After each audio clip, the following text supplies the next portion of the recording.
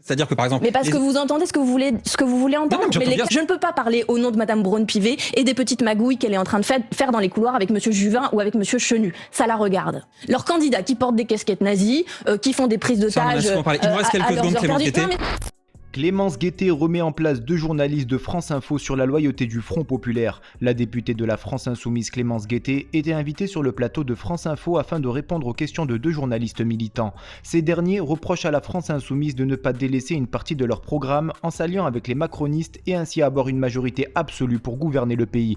Une tentative répugnante visant à discréditer le Front Populaire auprès de ses électeurs selon la députée Clémence Guettet qui, comme vous allez le voir, va remettre en place les 2 journalistes militants. Si jamais Madame Braun-Pivet devait être réélue à la tête du perchoir, ce serait le fait d'acter que Monsieur Macron n'a pas reconnu le résultat des urnes. Et en fait, c'est un scandale démocratique. Et je demande, dans quelle démocratie Monsieur le Président... Le pouvoir législatif, en l'occurrence le choix souverain des députés, quel qu'il soit aujourd'hui, c'est pas Emmanuel Macron qui tient un vote à bulletin secret. Mais ça ne vous aura pas échappé, nous avons un candidat unique, il aura toutes les voix du nouveau Front Populaire aux 3 tours de cette élection. Je vous parle des autres.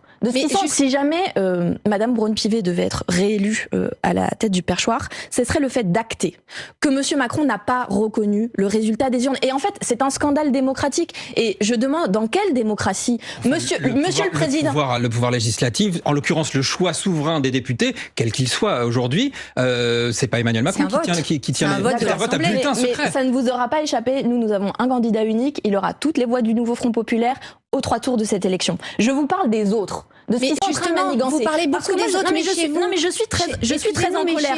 Je suis très en colère. On nous dit le nouveau Front Populaire. On entend Marine Tondelier dire nous l'avons présenté en transparence devant les gens. Nous l'avons chiffré entièrement. Le Rassemblement National n'a rien fait de tout ça. 27 sondages sur 27 pendant les élections l'ont présenté en tête comme une évidence. La Macronie, en la personne de Madame Braun-Pivet, continue les tractations secrètes avec Monsieur Chenu du Rassemblement National. Mais ce qui nous intéresse de voir, c'est comment vous travaillez. Honnête aux électeurs. Nous avons un rapport absolument honnête et transparent. Nous discutons parce que nous voulons appliquer notre programme. Nous avons un nom aujourd'hui pour la candidature au perchoir. Nous comptons remporter cette élection. Qu'est-ce que vous expliquez à garantir à aller chercher du côté. C'est pas ça qui non, mais c'est pas de l'intransigeance, c'est de l'exigence. C'est un rapport honnête aux électeurs. Je vais vous dire, mais les gens dans ma circonscription, ils ne veulent pas d'accommodement avec un projet qui est antagonique au nôtre. Je me suis battue pendant 2 ans quand j'ai eu l'honneur d'être députée déjà contre le projet de la Macronie. De vos partenaires pensent la même chose. Est-ce qu'au fond, c'est pas ça le problème? C'est-à-dire que par exemple... Mais parce que vous entendez ce que vous voulez entendre. Mais les 4 forces politiques sont homogènes sur ça. Nous avons un programme et nous allons le présenter devant l'Assemblée nationale. C'est aussi clair que ça. Ce qui est certain, c'est que pendant ce temps-là, les autres, ils s'organisent aussi. Il y a des propositions de pacte qui viennent, alors j'allais dire à droite à gauche, en réalité plutôt à droite.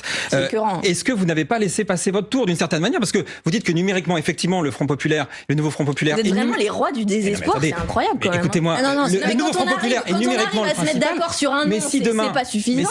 Mais si demain, par exemple, la Macronie se mettait d'accord avec la droite, d'un coup, paf, la supériorité numérique... Est-ce que ça changerait le fait que le nouveau Front Populaire est arrivé en tête des élections? Ça changerait que la coalition au Parlement changerait de camp. Ce serait un éclaircissement politique. La Macronie... mais ça veut dire que vous auriez laissé passer votre tour. La Macronie dirait plus franchement que jamais qu'elle va chercher les voix de LR, voire les voix de l'extrême droite. Vous auriez ainsi laissé passer votre tour, c'est ce que j'essaie de vous demander. De nos peines dans cette journée. Voilà, moi je n'ai aucune confiance. Je compte sur nous-mêmes. Le nouveau Front Populaire, les 4 forces politiques qui le composent, la candidature unique de Monsieur Chassaigne, le fait que nous allons voter d'un seul bloc pour appliquer ce programme à l'Assemblée nationale. Voilà. Je ne peux pas parler au nom de Madame Braun-Pivet et des petites magouilles qu'elle est en train de faire dans les couloirs avec Monsieur Juvin ou avec Monsieur Chenu. Ça la regarde. Et les électeurs s'en souviendront par ailleurs. Parce que vous, le RN ne doit pas avoir pendant les législatives, ces gens ont aussi appelé au barrage. Ont aussi dit l'extrême droite, ça n'est pas un parti comme les autres, etc. Et aujourd'hui, ils recommencent à dire que ce serait tout à fait normal que l'extrême droite ait des postes quand même de pouvoir à l'Assemblée nationale. Le RN ait des postes. Mais nous avons une position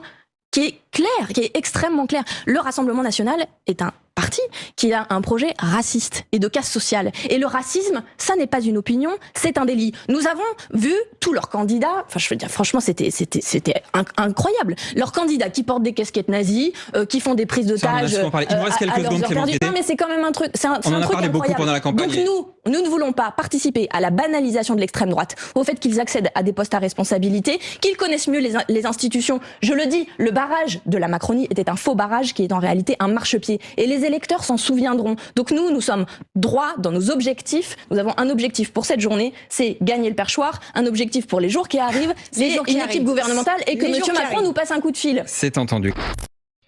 Et vous, que pensez-vous de la position de la France Insoumise visant à respecter 100% de son programme, quitte à ne pas avoir la majorité absolue à l'Assemblée nationale? Donnez-nous votre avis en commentaire. En attendant, rejoignez-nous, soutenez l'information Break News.